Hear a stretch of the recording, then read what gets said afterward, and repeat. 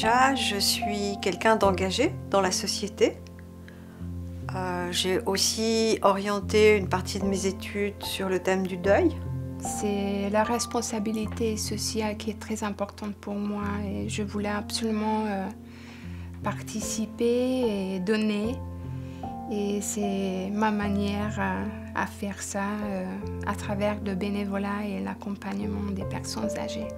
Ce qui me tient motivé de revenir au bénévolat 2 fois par semaine, ça c'est en effet qu'on voit on fait du bien. Ceci, ça me porte dans un autre monde, c'est pas le mien.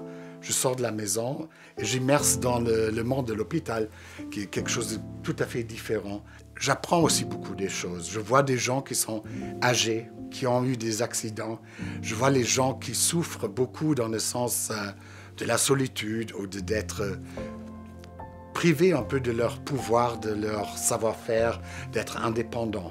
D'abord, peut-être que contrairement à ce qu'on pourrait penser, c'est pas une activité triste. Il y a bien entendu de la tristesse, il y a d'autres sentiments qui sont difficiles parfois à vivre. Mais c'est une activité, ce sont des échanges qui se font souvent dans la douceur, dans une part de légèreté, un petit peu dans la joie. On est là pour écouter les personnes âgées. On est là pour offrir notre présence, pour qu'eux puissent parler et partager ce qu'ils veulent.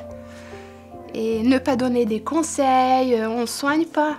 On les accompagne pour les rendre un peu plus heureux, parce qu'il y a beaucoup de solitude aux hôpitaux.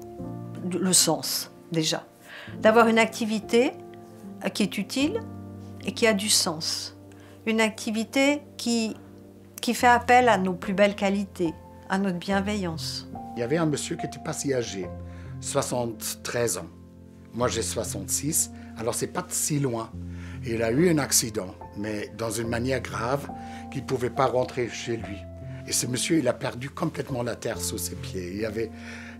Il était perdu, il était en larmes, il me racontait sa vie à la maison. Et maintenant, il devait trouver une place dans un EMS.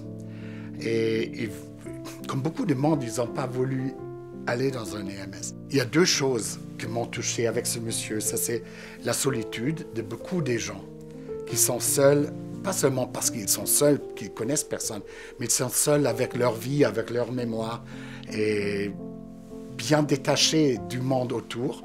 Et l'autre, ça c'est, on parle toujours de la mort, qui est un tabou, mais selon moi, vieillir, ça c'est un tabou aussi. La vieillesse, de se préparer. Pourquoi les gens ne pensent pas, ça peut arriver à moi, de tomber, de ne pas retourner à la maison. Et on évite complètement à penser à ça.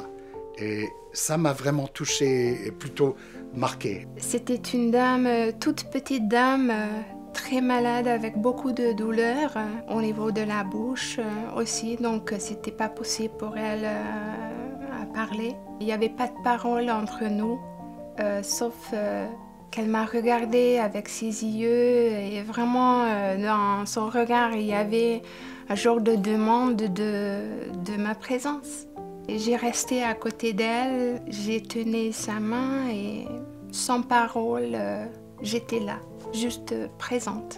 Après la 3e semaine, juste le moment de mon départ, je voulais sortir de la chambre. Elle chuchotait mon nom.